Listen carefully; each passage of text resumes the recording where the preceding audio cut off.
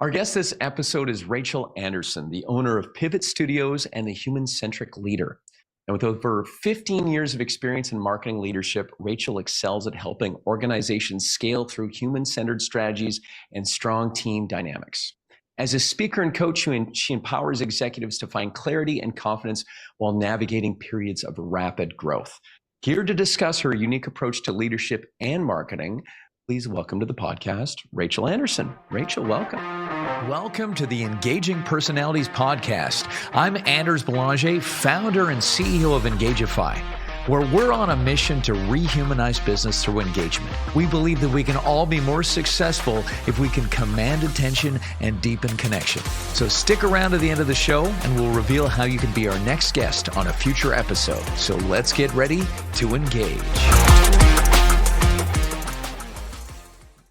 Yeah, thank you. I'm very excited to be here, Anders. Yeah, you know what I first, when we're looking for guests, what I think first attracted me is this human-centric piece, because we feel the same way that we live in a fast-paced world and it's like data-driven. I think we kind of forget who we are sometimes, and we need to be reminded, we need to be rehumanized, which is sad that we need that, but I think natural. Yeah. And especially I think you work in technology as well, right? That they can lose sight of that sooner. So I want to kind of just explore this human-centric leader idea. And so let's start with your background, then we'll dig into that. So just how did that come about? So you've been in marketing for a while, and just tell us a little bit about your career journey, if you will. Perfect. So starting at the origins, as Julie Andrews says, let's start at Do Re Mi, right?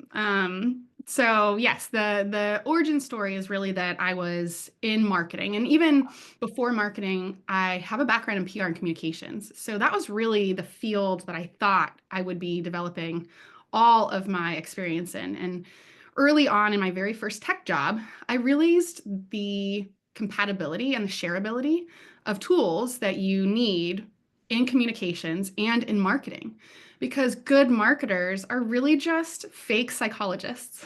They're just people that need to understand the psychology of how people work, how they relate to something, what their internal motivators are, right? So we just need to be good at understanding human nature, and then we can be good marketers.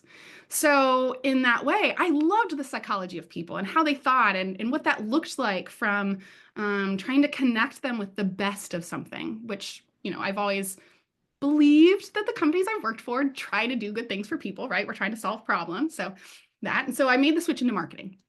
And from there, I really built huge programs and teams and worked with lots of different companies, all within the tech space or tech adjacent, and realized that there's this thread that I was seeing in these organizations as I experienced different managers, when I became a manager myself, that it often seemed like the question or the decision had to be made between, do we prioritize the employee and their needs right now? Do we ask them to work overtime? Do we ask them to be less creative? Because I worked with a lot of creative teams. Be less creative in order to just get something done. Do we ask them to use every moment in order to seek productivity, quote unquote, versus using time to think about what it means to be creative for this thing?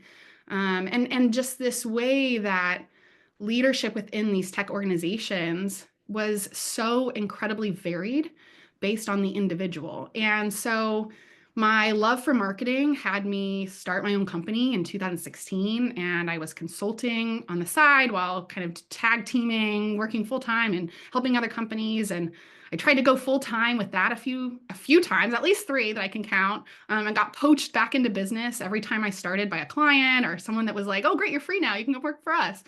And finally, a couple years ago, I was like, I don't want to do this anymore. I want to go full time. I'm going to do it for me and my career. And that actually was the impetus for me to realize that I also deeply cared about what it meant to be a manager within these same contexts, and how being a manager is truly a way that you can change cultures and entire experiences, like employee experiences at work, And also, it makes big money for business. And so there's a huge ROI to it. And that's really what set me down the path of both marketing and then also doing my human-centric leadership kind of brand or business. Wow. I love that journey. And I love this idea that you really straddle almost kind of this HR world and the marketing world, but that again prepares you to, help a lot of people, help a lot of companies, I should say. And I really related to what you were sharing about, this kind of quality versus quantity kind of piece, right? In terms of the creative and getting work done that is probably for the individual more rewarding or satisfying, right? In terms of doing your best work versus cranking out. Like it's all about content these days. As I say this while we're recording a podcast, but Right, right, yeah, that's right. So yeah, the satisfaction people have with their jobs, it has to come back to that human piece. And I've had some guests on when we talked about, human-centered design, right? And is there the human-centric leadership style that you talk about and human-centered design, is there a connection to the two, or they just happen to kind of share some of the same words? A little bit of both. I think there's probably a Venn diagram there that we could explore. But, I've really been defining human-centric leadership as prioritizing the individual over the organization, the growth and development of that individual while on the path to results. So the reason I look at it this way specifically, and I think of it as sort of like a mesh or a filter that you can lay over other leadership styles. So it's not, an either or. But the way I look at it this way is that in the way that our world has developed, the way that the working world, the nature of it, what it means, how we do it, has evolved so rapidly over the last 100 years. I think it's shameful that it's been 100 years since technology started to rapidly change. How old am I? I don't even know. But in that way, we have seen a huge change in the way that we deal with people too. And in that, it starts to morph our ideas of productivity.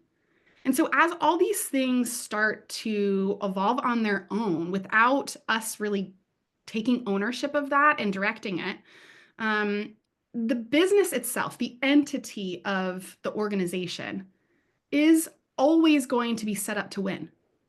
It's always the thing, right? You have goals, you have boardrooms, you have leaders. Like, it is your responsibility to ensure that the organization wins.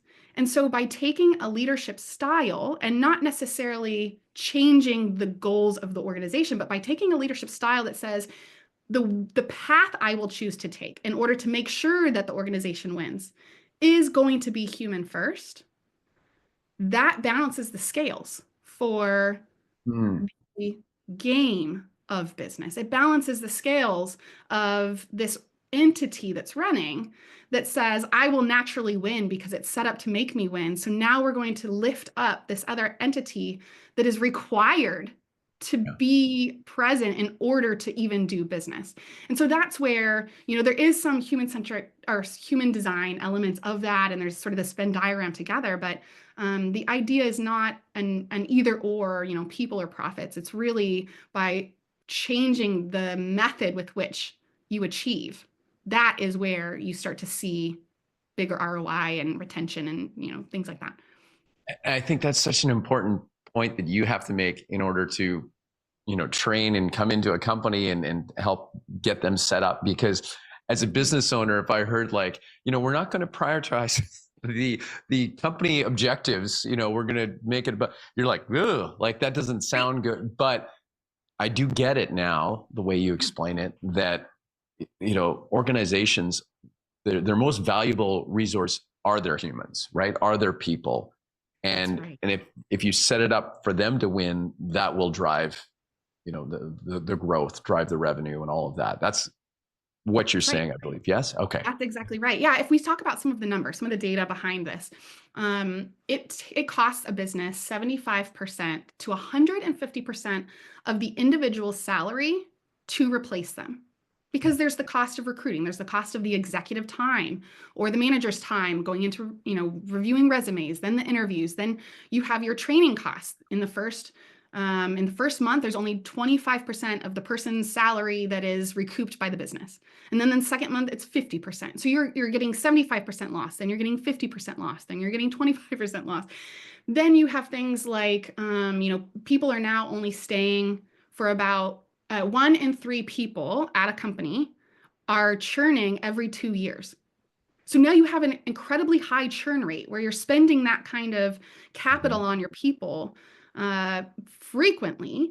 And recently I did all the numbers with like the average, salary in America plus the average business size, which is about 100 people to a business, over the course of, a year at all these kind of statistical data points. And businesses are spending $1 million just trying to replace people. That's just money you're losing out the door by people not wanting to stay at your company. And you're not going to recoup all of that. You'll never be able to finish or fix, a perfect formula there. But as a leader, one of the easiest ways you can show that you're of value, whether it's sales or marketing or, wherever you are, is by lowering your churn rate of your employees so that you can show, well, statistically, the company is at this average, or statistically, this would be the norm for our industry, department, whatever. And my revenue I'm giving you just by keeping people from leaving is this much. Now let's also talk about the data of what else I'm doing. And that's where you really start looking at numbers that make huge impact by choosing to prioritize some of the basic, human nature things within a business organization. So Rachel, tell me, what does this look like when you said you can kind of, overlay this over top of a management style? If you came in and we just kind of pretended we have some tech company that we're, 100-person tech company, you're coming in and they want to move towards this human-centered leadership. What human-centric leadership, what would be some of the things that are the dials and knobs you'd be tweaking and getting people? Is it, so there's a mindset fix first perhaps, or what does that look like as you come in to start making these changes? Because and how is that received, right? Like, is this something difficult to start doing, or is it easier than I think maybe? Changing humans are never easy. Right. So I'm a certified change management practitioner is what they call it. But the hardest thing to change is culture or like a regular practice. So it really depends when I come into an organization, how ready are they to embrace this idea, this concept? And so if they're like a bunch of managers and leaders that are sort of in a place where they're like, yeah, we already get that people are important, then it's easier because I don't have to make the sale of why it matters. And if I go into an organization that's all about the numbers, it's also kind of easier because then all I have to talk about is, okay, great, well, here's how it makes you money. So doing these certain things just makes you more money. It's the people that are sort of in the middle that maybe don't think about either one enough to really like show them then the problem before you then show them the solution to a problem they may not know exists. But when I come in and I start working with people and observing how things are structured, everyone has a really different leadership style. And I personally think that leadership is culture bound. So what is the right kind of leadership for the entity you're in? If you are I think there's one, I'm blinking on what it's called, but there's like one leadership style that's more about like a teaching leadership style. If you take that stance on the combat field, that is not the appropriate cultural leadership style to have in that moment of absolute directive need. You need to take a more militaristic leadership style in that moment, right? But we sometimes play around with different leadership styles outside of that cultural context, and we lock into what's comfortable for us. And that's the first thing that is really worth examining as a leader. Like, is everyone playing the appropriate kind of leadership style we need for our actual organization? And then as you kind of start that mental growth, that mental exercise within your organization, you start looking at, do we have, I think of them as sort of these 5 key ways that you can observe human-centric behaviors through managers. But one of the main things I would say is, do you have things really defined about what you want from your employees and your culture? And so as a manager, you can do that outside of your organizational culture. The organization itself can also establish these. But I usually talk about them as team values. What are the values you want people to hold that lead to particular kinds of behaviors? And the reason I think that's really important is because we will sometimes communicate things through our actions or even our kind of feedback to employees as managers that we think is really clear, but actually communicates completely different value or behavior, right? And so when teams have psychological safety, that's the number one indicator of team performance success. It's not, a particular kind of role or a particular kind of manager.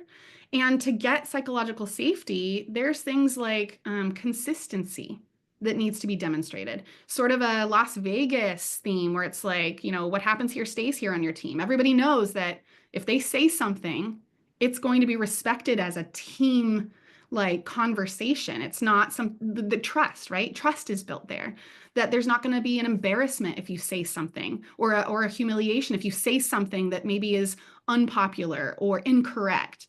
So these sort of indicators for psychological safety can really be the indication of team success. And to me, that really starts with the manager or the leader defining the behaviors that they want that support the values they care about in order to make sure that everyone has the same rule book, right? And so there's little things like that takes a human-centric approach. You're thinking about, okay, how can I make these people win as humans, as contributors, not just as entities required to make the business successful, right? It's a really subtle mind shift. I find it fascinating that, too, when you get in there and you get people, if you're able to create some of that psychological safety, I could just imagine how much nicer it must be to work in a lot of places, right? And it's not going to happen overnight, right? That you're going to have to evolve to that point. But, any of the initial pushback, like, oh no, this is good. Like, this is a good thing, right? And I think that's another piece too, is it sounds like it's attractive to be a part of it, I think, even if it is change that you're having to bring in, right? And is it the managers are really like the people being managed, they're the ones going to experience the actual outcomes, but it's the managers you're working with shoulder to shoulder to get them there. Is that how your process works? Yeah. Yeah, Okay. that's right. So I kind of have different offerings, obviously, for different scenarios, but I usually work in like group settings or one-on-one with middle managers, typically. Middle managers are the number one success maker for change. They're seen as the people that are really the like make it or break it. So I love working with people that know that they can wield great change and they want to be able to do something positive with that. But I also do work with executive leaders to think about this from an organizational perspective, because there's something I talk about with macro and micro cultures, and we all exist within them. A great example for me is just, the USA. So we have our macro culture of America, but I have my micro culture of North Carolina. But North Carolina is also my macro culture, and Durham, the city I live in, is my micro culture. And so we have these different ways that we can apply this. And for middle managers, you have your macro culture of the business, but you have huge authority over what you create for your micro culture on your team. And that's where huge amounts of change and choice and how you want to lead and the path you choose to make those results for the business exist. But the executives also have the ability to make that macro culture something really important that can support then the decisions and the activities that the other managers, middle managers make. So there's really two ways you can kind of view it as a leader depending on where you are within the organization. Yeah, that's a great example, the whole city state idea, because the hierarchy, depending on where you come in and operate and how that needs to be trickled down all the way down. I want to switch gears just a little bit and talk a little bit about marketing, but I think the way I want to come at it is, you were in marketing originally, Rachel, and you loved the psychology there and everything, and then, really started seeing the how management could use help and get more human centered. Is there anything? And I know you still, with Pivot Studios, you've got hands in marketing, and you also with the human centric, leadership. But has your work in the human centric leadership changed anything in how you look at marketing now, even though you started in marketing?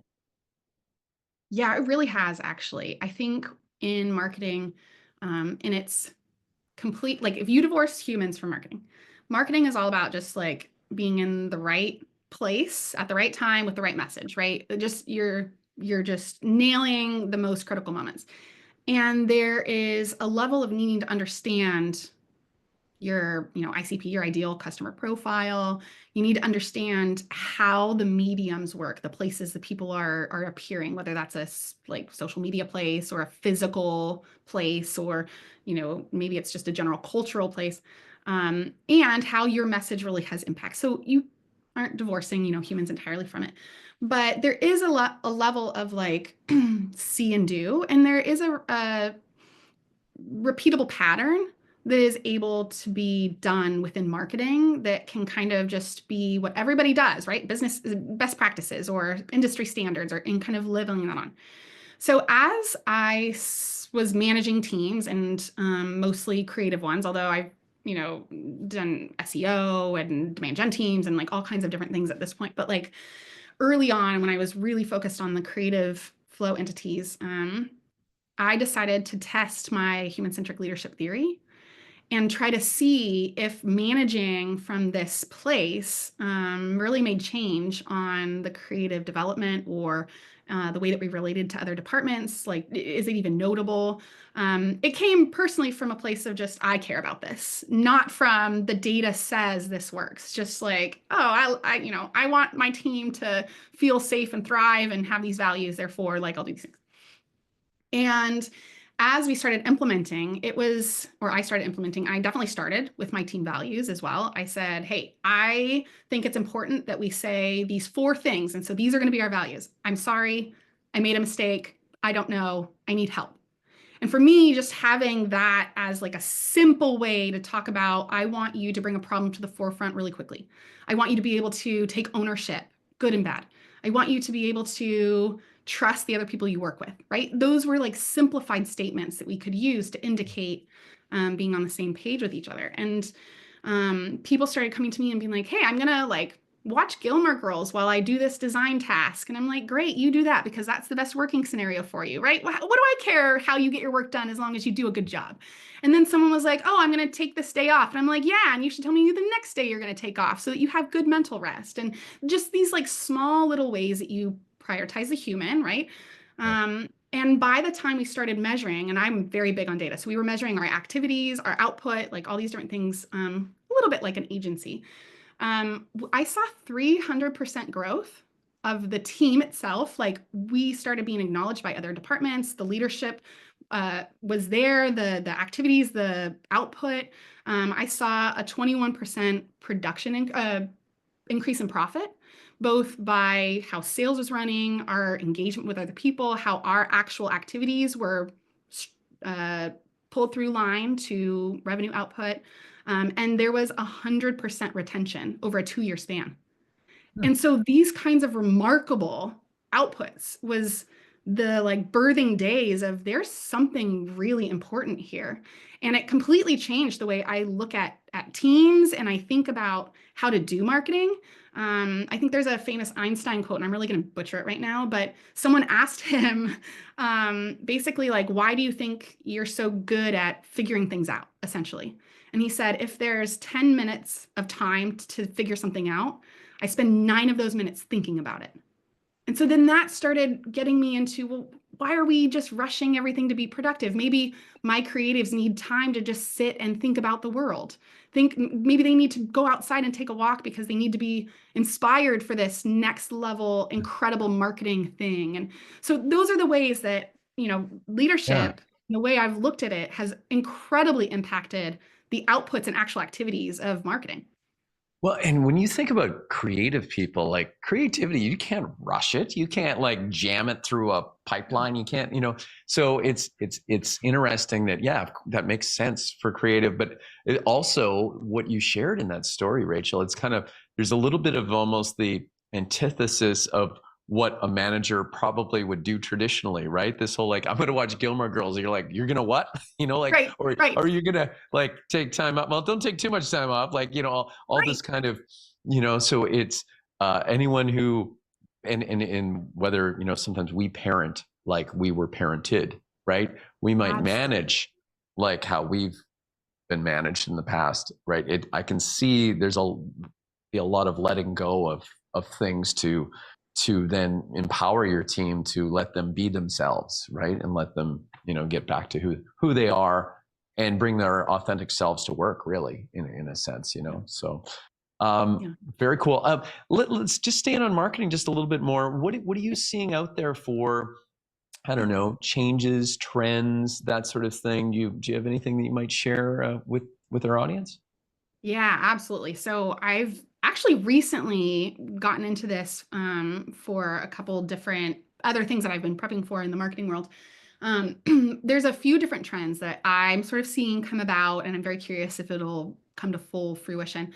One is a long-standing trend of personalization, but I'm seeing an interesting new thing about micro markets. So basically, personalization allows you to really specifically target a type of person or whatever based on their habits, behaviors, where they go, all that kind of stuff. And we have tools now that allow you to get really specific talking to that person, which is great. And I think, some of the early days we might say A/B testing kind of came out of this idea of personalization, which kind of person is connecting with what kind of ad. And so let's just send them that one thing. And then email marketing, right? Like if they click on this thing, then we're going to send them this series of emails thinking they might engage with those.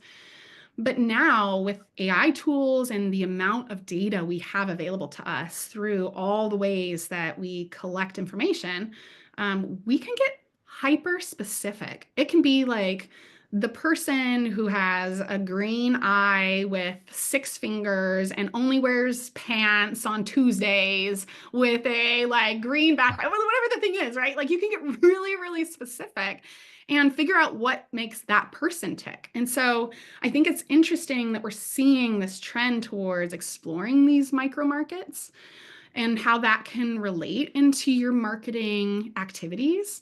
The one thing I think is interesting about it, though, is that that takes a lot of long game.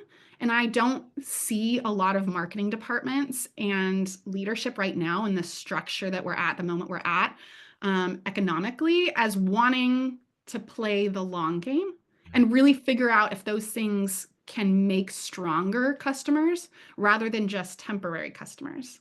So that's my like jury's out. Yeah, And that's then the other interesting thing is, because sorry, I yeah, was just going to tag yeah, on to that. Like I think of it as like super long tail, right? Like the idea you're going way out there, yeah, but if it is so personalized, it speaks so strongly to them that, yeah, that could be a very good customer. And yet there's so few of them out there, but right. the AI and the automation makes it so it doesn't take extra time. So you can go after it. But is But it still worth it? That's but the yeah, question. is it profitable in the long run? And do we want to focus time and energy on that, even if it is mostly automated, right? That's Right. kind of what okay. All right. I just want to make sure I Yeah, got it. Okay. All that's right. right. That's What's exactly the right. what's the second thing, Rachel? Well, I was going to say, we're all on the AI bandwagon right now. And I think, in a lot of ways, the idea of AI has been around for years and years and years. We just called it automation. Like it wasn't, all that new. But I think that we're going to see, I think we've already seen a little bit of this, but I think we're going to see a back kick. So leaders are like, okay, I can automate this. That means that, I can downsize my personnel cost, or I can get rid of these other tools, or I need more tools in order to make this AI fully function. All these kind of pieces. And I do think that there's a no going back on AI at this point. Like it will become a whole new part of our world that, my nieces and nephews will never know a world where AI wasn't a normal part of their everyday Right. experience.